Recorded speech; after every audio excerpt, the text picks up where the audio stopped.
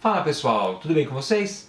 Eu sou o Fábio e esse é o canal Boson Ciências. E no vídeo de hoje vamos falar um pouquinho sobre carboidratos. Os carboidratos estão presentes no dia a dia de todos nós e é importante a gente conhecer alguns conceitos básicos sobre eles. Bom, o que são os carboidratos afinal de contas? São compostos químicos que contêm carbono em sua composição, mais hidrogênio e oxigênio. E o hidrogênio e o oxigênio na mesma proporção encontrada na água, ou seja, 2 partes de hidrogênio para 1 de oxigênio. Daí o nome carboidrato, de hidrato de carbono. Os carboidratos, um carboidrato simples, ele tem uma fórmula geral que a gente pode considerar como C6H12O6. Existem carboidratos com fórmulas diferentes, mas esses aqui são os mais importantes para a alimentação, como a gente já vai ver. Alguns carboidratos têm de 3 até 7 átomos de carbono. Por exemplo, a desoxirribose tem 5 carbonos, por isso ela é chamada de uma pentose, com a fórmula geral C5H10O4. Já os carboidratos com 6 carbonos são chamados de hexoses, e esses são os mais importantes para nós. Por quê? Porque são biomoléculas cruciais para os seres vivos. Bem, a gente costuma classificar os carboidratos em carboidratos simples e carboidratos complexos. Os simples são ainda subdivididos em monossacarídeos e disacarídeos, e os complexos em oligosacarídeos e polissacarídeos. E a palavrinha sacarídeo significa composto orgânico que contém açúcares. E o que são os carboidratos, senão os açúcares? Vejamos então um pouco a respeito dos monossacarídeos. Bem, a palavra monossacarídeo significa açúcar simples, onde mono significa ou seja, uma molécula apenas. E os 3 monossacarídeos mais importantes para a dieta humana são a glicose, a frutose e a galactose. E a partir desses 3 monossacarídeos podemos constituir outros tipos de carboidratos. Os 3 têm a mesma fórmula molecular, C6H12O6, aquela fórmula básica simples que eu mostrei anteriormente. Porém, eles têm uma diferença que é o arranjo dos átomos dentro das moléculas. Então todos eles, esses 3 tipos de carboidratos, têm 6 átomos de carbono, 12 de hidrogênio e 6 de oxigênio, mas a disposição deles é diferente. Como a gente pode ver aqui nessa figura que mostra a estrutura desses 3 monossacarídeos. Então você está vendo uma molécula de glicose na projeção de Haworth e também na projeção de Fischer. Uma molécula de galactose e uma de frutose. A quantidade de átomos é a mesma, a composição é a mesma, porém você percebe claramente que o arranjo dos átomos é diferente. As posições dos grupos OH, do hidrogênio, etc., são diferentes entre si, o que dá características ligeiramente diferentes para cada uma dessas moléculas. A glicose é a mais importante delas. Produzida por plantas e algas também durante a fotossíntese, ela compõe disacarídeos e polissacarídeos, como o amido, nos alimentos. E no corpo humano ela é obtida pela digestão de carboidratos mais complexos, que você vai obter nos seus alimentos. E ela é usada primariamente como fonte de energia para as células do corpo. Então o que mantém a gente vivo é a glicose, tá? Que está nos alimentos que a gente ingere. Ela é armazenada no corpo na forma de glicogênio, a gente vai falar um pouquinho sobre o glicogênio mais no final, tanto nos músculos quanto no fígado. E ela circula no sangue, é o que a gente chama de açúcar no sangue. Então o que é açúcar no sangue? É a glicose que tem no seu sangue. E o excesso de glicose na alimentação vai ser convertido em lipídios, ou seja, em gorduras que podem se acumular no seu corpo. A glicose é extremamente importante, mas não é o único monossacarídeo que existe. Temos também a frutose, que é encontrada, como o nome diz, naturalmente nas frutas, nos vegetais, o açúcar das frutas. Ela forma parte da sacarose, que é um disacarídeo, a gente já vai falar sobre isso. Ela é um pouquinho mais doce que a glicose, então se você ingerir glicose pura ou frutose pura, você percebe que a frutose ela é mais doce. E quando você ingere frutose, ela é convertida em glicose no corpo humano durante o processo de digestão, quando chega no fígado. E o excesso de frutose é convertido em gordura, ou seja, se você comer frutas demais, você vai acabar tendo gordura acumulada no corpo. E o terceiro monossacarídeo, galactose. A palavra lactose lembra leite. Então é o açúcar integrante da lactose, que é um disacarídeo, já vamos falar dele, presente no leite. Da mesma forma que ocorre com a frutose, ela é convertida em glicose no corpo humano. A glicose é o nosso combustível primário, então o que a gente ingere de carboidrato vai se transformar em glicose no nosso corpo. E o excesso também vai ser convertido em gordura. Bom, falamos sobre os monossacarídeos. Os disacarídeos são carboidratos formados pela combinação de duas moléculas de monossacarídeos, daí o nome de dois. E os mais comuns na dieta humana são a sacarose, a maltose e a lactose. Aqui a gente tem a estrutura dos disacarídeos, veja que são combinações de moléculas. A sacarose é a combinação de uma molécula de glicose com uma de frutose. Já a lactose é uma molécula de glicose com galactose e a maltose são duas moléculas de glicose juntas. Assim você tem esses três tipos de disacarídeos. A sacarose é muito comum, todo mundo sabe o que é. É o açúcar comum, o açúcar de mesa, açúcar extraído da cana de açúcar, formado pela combinação da glicose com frutose. Você vai encontrar na cana de açúcar, em beterraba, de onde também se extrai o açúcar, no mel e outros produtos. E é um dos carboidratos mais comumente consumidos pelas pessoas, por razões evidentes. A gente põe açúcar em tudo, no bolo, no biscoito, no pão, no café e assim por diante. Já a maltose é uma combinação de duas moléculas de glicose. A maltose ela surge quando o amido, que é um polissacarídeo, ele é quebrado, ele é hidrolisado, decomposto. Por exemplo, quando sementes de determinados vegetais germinam, como por exemplo a cevada, ou durante a digestão dos carboidratos dentro do corpo humano. A maltose tem um sabor meio adocicado, né? Se você mantiver na boca, por exemplo, um pedacinho de pão por um tempo, uma enzima que tem na nossa saliva, a amilase, começa a digerir a maltose e você sente um sabor adocicado, né? Digerindo o amido e transformando em maltose. E a maltose é muito importante na indústria de bebidas alcoólicas, por exemplo, principalmente na indústria cervejeira. Você já deve ter ouvido falar em cerveja puro malte. O que significa esse malte? Esse malte tem a ver com a maltose. Em um outro vídeo a gente vai explorar bem a fundo esse assunto da fabricação da cerveja. Outro disacarídeo importante, a lactose, combinação de glicose com galactose. Esse é o único tipo de açúcar que é encontrado naturalmente em alimentos de origem animal, o resto vem das plantas. E é o menos adocicado ao paladar.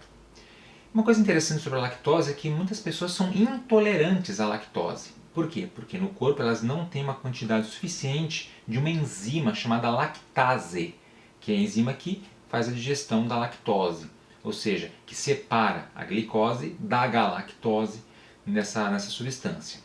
E veja que interessante, tudo que termina com ose é um carboidrato e tudo que termina com ase é uma enzima. Bem, vimos os carboidratos simples. Vamos dar uma olhadinha agora nos carboidratos complexos. Os carboidratos complexos são formados por diversos monossacarídeos ligados em cadeia. No geral, não tem sabor doce, como os carboidratos simples, e eles são divididos em polissacarídeos e oligosacarídeos. Quando você tem a combinação de 3 até 10 moléculas de monossacarídeos, você vai ter o oligosacarídeo. Óligo significa alguns, então alguns sacarídeos juntos. Exemplos: rafinose, estaquiose, verbascose e as maltodextrinas. Já cadeias com mais de 10 monossacarídeos ligadas, e podem ser centenas ou até milhares, elas vão ser chamadas de polissacarídeos, do grego poli, muitos. E os exemplos clássicos: amido, fibra, glicogênio, celulose e assim por diante. Oligosacarídeos muito comuns na alimentação humana são a rafinose e a estaquiose. Esses oligosacarídeos são interessantes porque eles não são digeríveis. Eles são fibras alimentares não solúveis. Daqui a pouquinho eu vou falar sobre fibras. O interessante dessas substâncias e também da verbascose, que não está citada aqui, é que elas não são digeríveis. Então, quando você come um alimento que contém isso, essas substâncias elas acabam sendo fermentadas no seu intestino pelas bactérias que compõem sua flora intestinal. E essa fermentação acaba gerando gases, como por exemplo metano, dióxido de carbono, que é o gás carbônico, hidrogênio, etc. E, muito interessante, os alimentos que são ricos em rafinose e estaquiose são feijão, repolho, brócolis, batata doce, soja. E você já pode fazer uma ligação, né? Feijão, repolho, gases formados no intestino. Então agora você já sabe de onde é que vem a tal da flatulência, que às vezes acontece quando você come, quando você ingere esse tipo de alimentos. A rafinose tem essa fórmula geral C18H32O16 e a estaquiose C24H42O21. São vários átomos que formam essas moléculas. Por que a gente não consegue digerir essas substâncias? Porque o nosso corpo não produz a enzima que as digere, que se chama alfa-galactosidase. Mas essa enzima, olha que interessante, ela é vendida como um suplemento.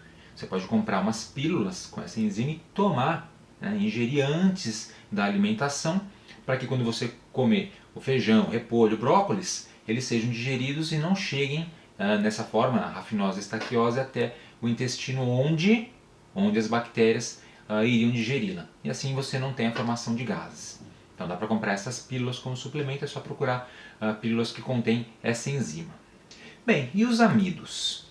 Os amidos são polissacarídeos, são cadeias de monossacarídeos, de moléculas de glicose interconectadas que podem ter centenas ou até milhares de moléculas. E você vai encontrar os amidos em várias plantas, como no trigo, na batata, milho, cevada, centeio e assim por diante. Então você já deve estar percebendo que o amido tem uma grande importância na alimentação humana. Grande parte da energia alimentar de todos os seres humanos da Terra vem dos amidos. Os amidos eles são digeridos no corpo e transformados em glicose, né, como era de se esperar. Existem duas formas principais de amido. A amilose, que tem uma cadeia linear de moléculas de glicose, e a amilopectina, que tem uma cadeia ramificada, como você está vendo nessa ilustração. Então à esquerda a gente tem a amilopectina, uma cadeia ramificada, e à direita a amilose, uma cadeia linear. Qual a importância disso? O negócio é o seguinte, para digerir essas moléculas, o corpo utiliza enzimas. E essas enzimas elas agem nas pontas das cadeias. Então no caso da amilose, quando as enzimas vão digerir esse carboidrato, elas vão devagarzinho digerindo as pontinhas das cadeias, que são só duas, uma de cada lado. E isso demora um certo tempo. Já no caso da amilopectina, como ela tem várias pontas, ela é ramificada, a digestão é muito mais rápida, porque as enzimas conseguem agir em várias dessas pontinhas, dessas ramificações de uma só vez. Então, a amilopectina faz com que o nível de glicose no seu sangue suba mais rápido, porque ela é digerida mais rápido. E a amilose faz com que o nível suba um pouquinho mais devagar, porque ela é digerida um pouco mais devagar. Tá? Isso a gente chama de índice glicêmico dos alimentos, que é um assunto do qual eu vou falar em outro vídeo muito importante também, principalmente para quem tem algumas moléstias, como por exemplo diabetes. Bom, falando em carboidratos que a gente tem na alimentação, temos também as fibras, que também são polissacarídeos. Fibra é um nome genérico que se dá a um monte de tipos de substâncias distintas. O que elas têm em comum é que elas não são digeríveis pelos seres humanos e são encontradas em plantas. Então a estrutura das folhas, caules, raízes, cascas dos vegetais são fibras. As fibras não são absorvidas pelo intestino, evidentemente se não são digeridas, não são absorvidas, e a gente vai ter vários tipos de exemplos. Celulose, hemicelulose, as pectinas que a gente encontra nas cascas de frutas, por exemplo, mucilagens, resinas, e até mesmo a lignina, que é uma fibra que não é um carboidrato, mas que forma, por exemplo, os troncos das árvores. E as fibras existem em duas formas, a fibra solúvel e a fibra não solúvel, ambas encontradas na alimentação. As fibras solúveis, elas podem ser digeridas por bactérias que existem no nosso intestino. E elas são chamadas de solúveis porque elas formam soluções na água, soluções viscosas. E vão ser encontradas em alimentos do tipo maçã, aveia, cenoura, feijão, as frutas cítricas, laranja, limão, etc. O que as fibras solúveis fazem no nosso corpo é retardar a absorção da glicose pelo intestino. Então fica mais devagar a absorção da glicose, além de manter o seu estômago cheio por mais tempo. Isso acaba saciando a sua fome melhor. Então, é uma grande vantagem ter fibras na alimentação porque o nível de glicose, a sua glicemia sobe mais devagar e você se sacia antes, ou seja, você come menos. Exemplos de fibras solúveis, pectinas, mucilagens e as hemiceluloses. Já as fibras insolúveis, como o nome diz, elas não são solúveis em água e também não são digeridas pelas bactérias do intestino grosso. Encontradas em alimentos como farelo de trigo, de aveia, brócolis, grãos integrais, ou seja, alimentos integrais no geral.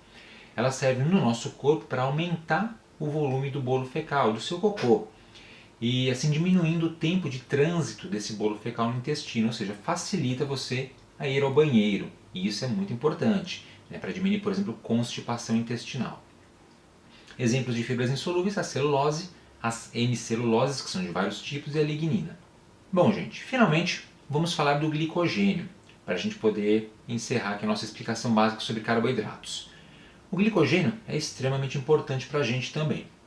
Trata-se de uma cadeia de moléculas de glicose muito ramificada, mais ramificada do que a amilopectina, por exemplo, que permite uma hidrólise muito rápida, justamente por conta da sua ramificação.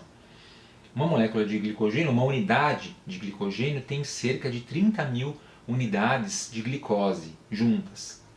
E o glicogênio é usado no nosso corpo para armazenamento de carboidratos. Então, como é que o nosso corpo armazena os carboidratos que a gente consome? Na forma de glicogênio. Você vai encontrar o glicogênio nos músculos e também no fígado. Cerca de 80% do glicogênio do corpo está nos músculos e é usado pelos músculos. Então, quando você faz exercícios, o glicogênio que está armazenado é usado como fonte de energia.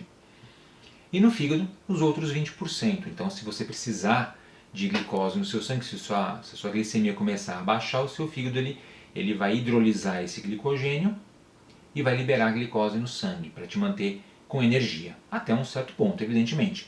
Uma pessoa de 80 quilos mais ou menos, um pouquinho mais pesada que eu, tem em torno de 500 gramas de glicogênio no corpo, meio quilo mais ou menos. Desses, 80% nos músculos e um quinto disso no fígado, só 100 gramas no fígado. Então, na verdade, a reserva de glicogênio que a gente tem no corpo dura em torno de um dia. Você consegue ficar um dia sem se alimentar usando a reserva de glicose que você tem no seu corpo. Depois disso, seu corpo começa a queimar outras fontes de energia, como por exemplo, as proteínas dos seus músculos e as gorduras do seu tecido adiposo. Esse é um assunto que a gente vai explorar em outros vídeos. Legal, gente? Referências: Biologia de Campbell, um livro que eu recomendo fortemente, um dos melhores que existem no assunto, e Nutrition and Metabolism in Sports, Exercise and Health. Nutrição e Metabolismo nos Esportes, Exercício e Saúde, um livro muito legal também que eu recomendo. E no próximo vídeo vamos falar sobre os lipídios, uma introdução básica, conceitos básicos de lipídios. Falamos sobre os carboidratos, a gente vai falar sobre os lipídios depois, todo aquele assunto que você já deve estar imaginando, triglicérides, colesterol, gorduras, óleos, margarinas, etc. E depois a gente também vai falar sobre as proteínas, os aminoácidos e os ácidos nucleicos. Então é isso aí, pessoal. Espero que vocês tenham gostado. Aproveite para se inscrever aqui no canal Boson Ciências e se você já for inscrito, clique no sininho aqui embaixo para ativar as notificações e ser avisado quando a gente tiver conteúdo novo postado aqui no canal. Muito obrigado e até a próxima!